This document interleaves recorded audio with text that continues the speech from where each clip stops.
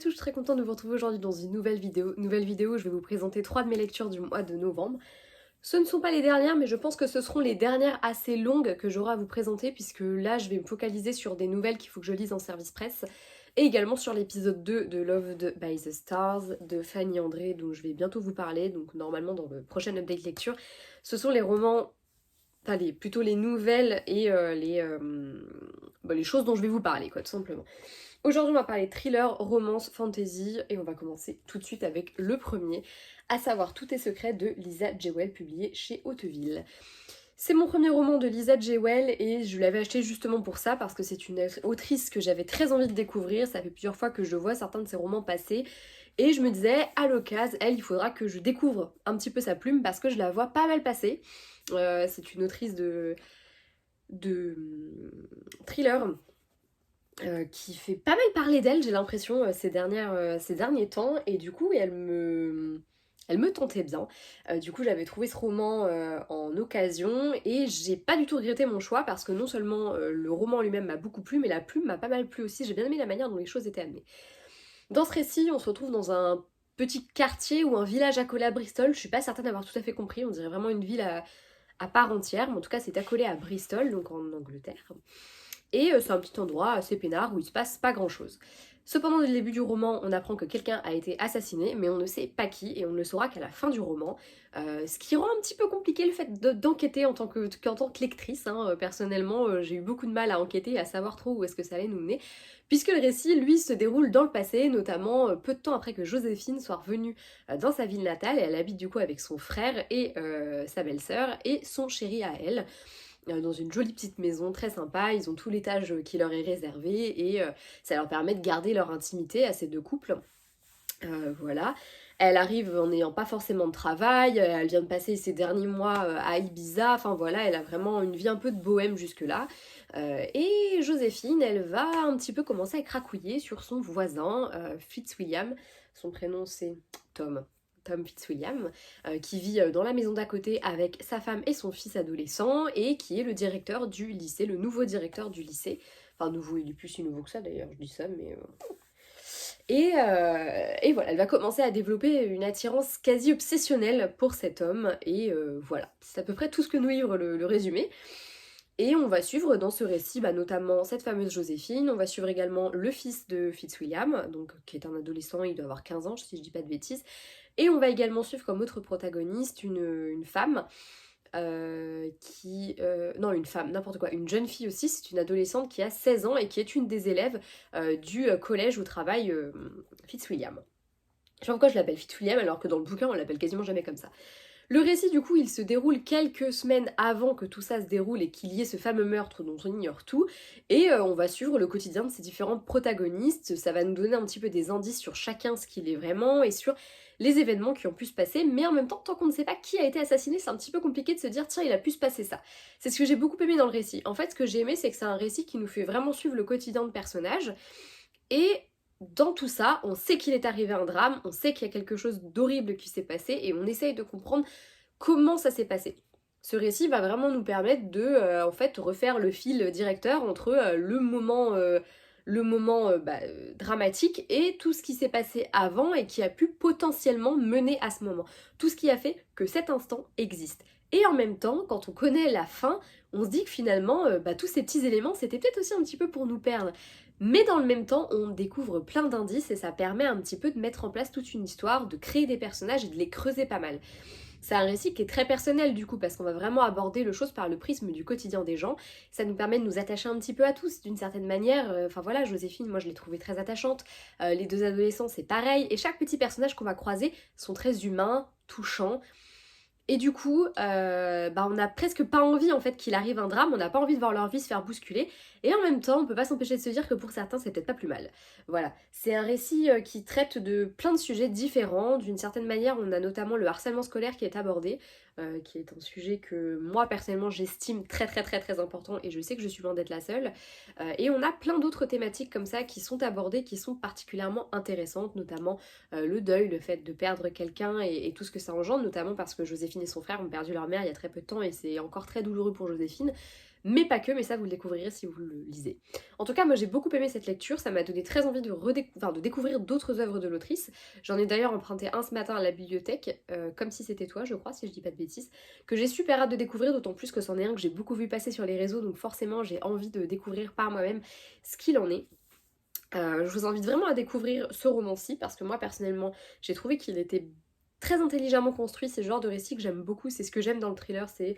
alors j'aime le fait que là en fait on sache qu'il se soit passé quelque chose mais on remonte dans le temps, donc en fait on se met à douter un petit peu tout le monde, surtout qu'on sait pas qui a disparu. En plus de ça le récit est entrecoupé d'interviews de la police, donc enfin des... c'est pas des interviews qu'on dit, c'est des interrogateurs de police, donc on voit qui eux vont soupçonner. Donc forcément, nous, ça oriente aussi un petit peu nos soupçons, et j'ai trouvé que c'était ma foi un récit très intéressant et un globalement plutôt bon thriller. Oups, ça tombe un peu plus bas. Après ça, je me suis penchée un petit peu vers la fantasy parce que ça faisait un moment que j'enchaînais les thrillers, et même si j'avoue, j'ai encore très envie d'en lire, d'ailleurs là j'ai quasiment emprunté que ça à la bibliothèque ce matin. Mais comme je venais d'acheter le tome 3 de cette saga, je me suis dit c'est le bon moment pour lire la suite. Il s'agit de One Dark Throne de Kendare Blake, publié aux éditions Léa. Le tome 3 est sorti il y a très peu de temps, et le tome 4 pour l'instant je ne crois pas qu'il soit annoncé en France, mais en tout cas j'ai très hâte de le lire aussi. Là je vais faire une petite pause et pas lire tout de suite le tome 3 parce que je me dis que sinon je vais être un peu paumée dans la suite de la lecture, mais j'ai adoré ce tome 2. Dans l'univers de Three Dark Crowns, comme c'est le titre du tome 1, on va considérer que c'est le nom de la saga de Kendare Blake, on va suivre, ça se déroule dans un univers donc, de fantasy, plutôt young adulte, même si je trouve qu'il y a plutôt, enfin même si les protagonistes sont assez jeunes, je trouve quand même que c'est quand même un peu sombre comme univers, et je sais pas si je le classerais en young adulte, moi personnellement, mais après... voilà. C'est un univers dans lequel, sur l'île de... Attendez, est-ce que j'ai le nom décrit? À chaque fois, je ne sais pas comment ça se dit. Bah non, ça va pas être écrit, sinon c'est pas drôle. Bon, elles vivent sur une île, ces jeunes filles qu'on va suivre. Donc à chaque génération, en gros, il va y avoir 3 reines qui vont naître, 3 reines avec des pouvoirs différents, et elles vont être élevées chacune de leur côté, et à la fin, à un moment donné de leur vie, il faudra qu'elles s'affrontent et qu'il n'en reste qu'une.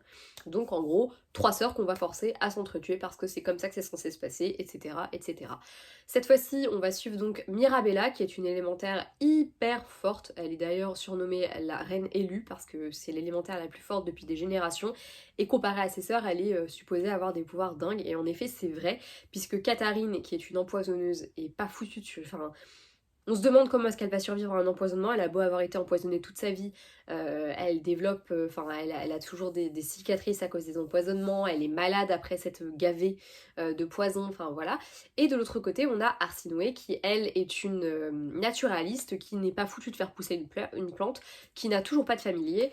Enfin voilà, on a vraiment une des deux qui a des pouvoirs extraordinaires, une des 3 plutôt qui a des pouvoirs extraordinaires, et les 2 autres qui sont un petit peu en bas de l'échelle et qui n'ont pas vraiment de chance de survie, hormis grâce à leurs alliés, puisqu'elles ont des alliés puissants. Déjà, Katharine, elle a comme alliés les empoisonneurs, qui sont la force en place, puisque l'ancienne reine était une empoisonneuse, et avant elle également.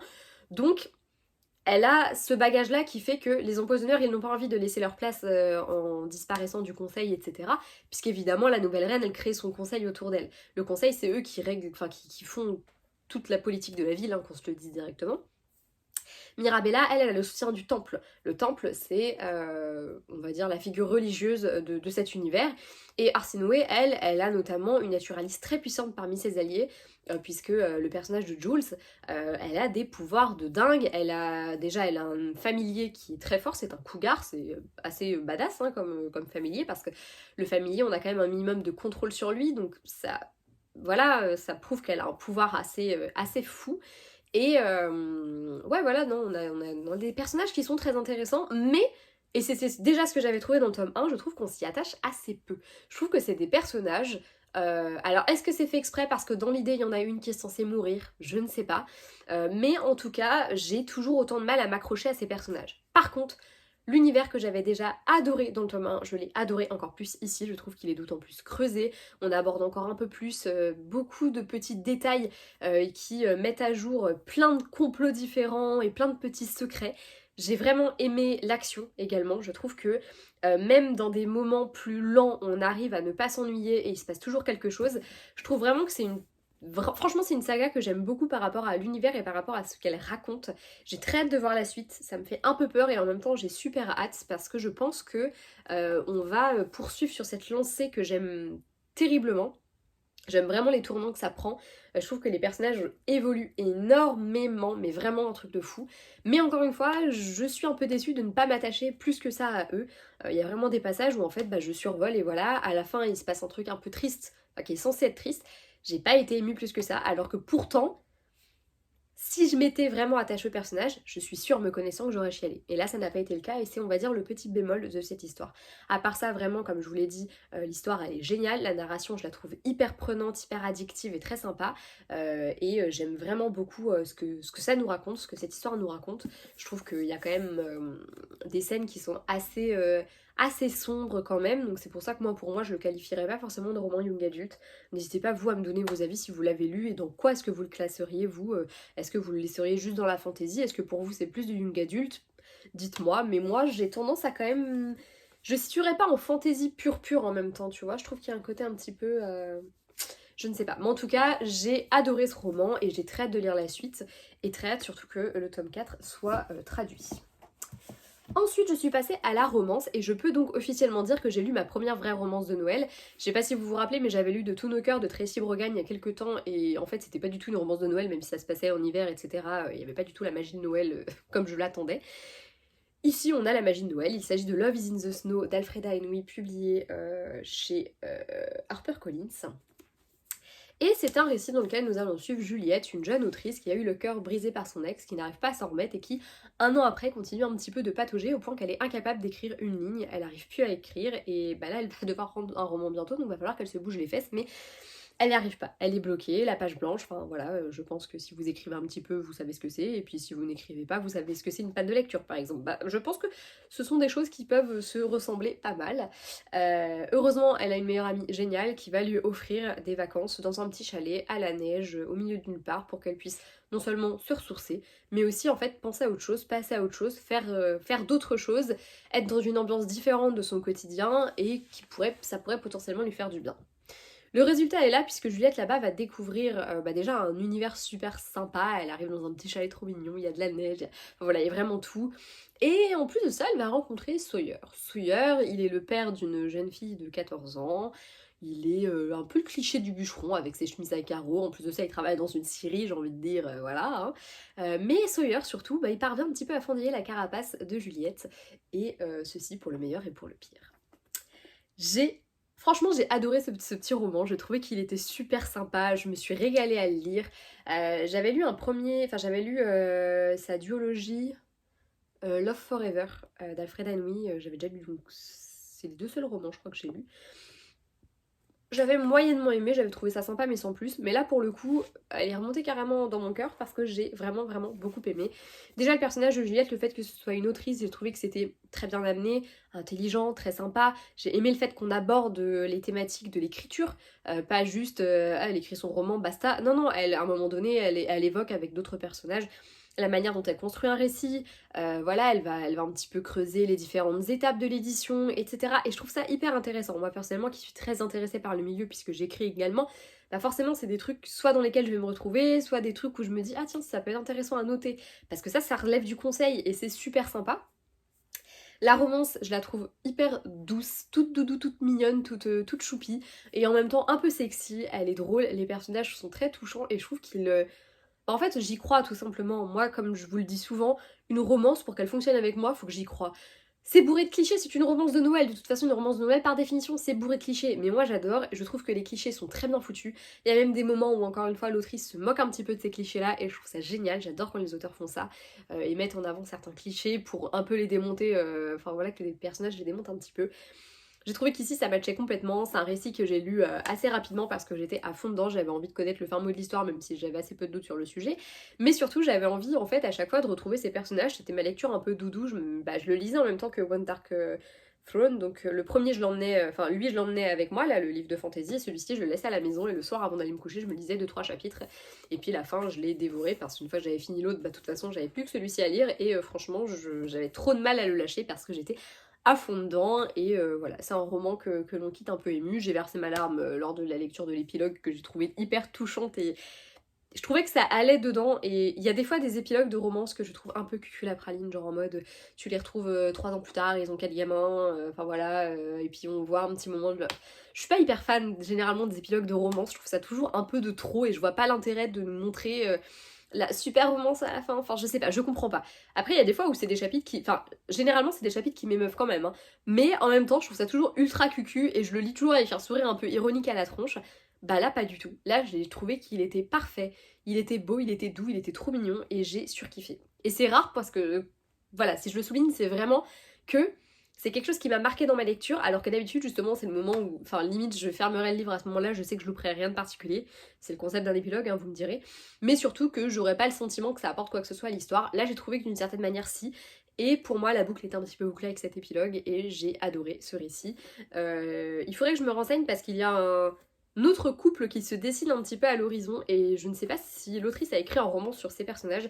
Et si c'est le cas, j'ai vraiment très très envie de le lire, donc je vais me renseigner un petit peu, et peut-être que je vous en reparlerai très vite. Voilà. C'est tout pour ces 3 lectures, j'espère que cette vidéo vous aura plu. Moi sachez que ces romans m'ont vraiment tous beaucoup plu à leur manière, c'est 3 genres hyper différents, mais je trouve ça sympa aussi de faire des vidéos où j'aborde plein de genres différents, comme ça il y en a pour tous les goûts, parce que je sais que bah, notamment je pense à mon amie Juliette qui regarde ces vidéos, coucou Juliette, je sais que par exemple le fantastique etc c'est pas trop sa came, donc je sais que dans une vidéo où je vais parler de fantastique, bah, ça va être les moments où ça l'intéresse pas, donc elle va zapper le truc, et je me dis bah, qu'elle ait au moins 2-3 petits conseils de lecture par exemple, bah, ça peut être toujours très sympa, et je sais que c'est le cas de tout le monde ne lit pas de genre... Enfin, voilà, il y a beaucoup de lecteurs qui ont un genre particulier, et puis voilà, de temps en temps ils s'éloignent des sentiers battus, ou voilà, mais on a tous nos genres de prédilection, hein, on est tous pareils. Donc j'aime assez le fait d'avoir plein de genres à vous présenter dans une seule vidéo. J'espère donc que cette vidéo vous aura plu encore une fois, et bah, je vous dis à bientôt pour la prochaine. Salut!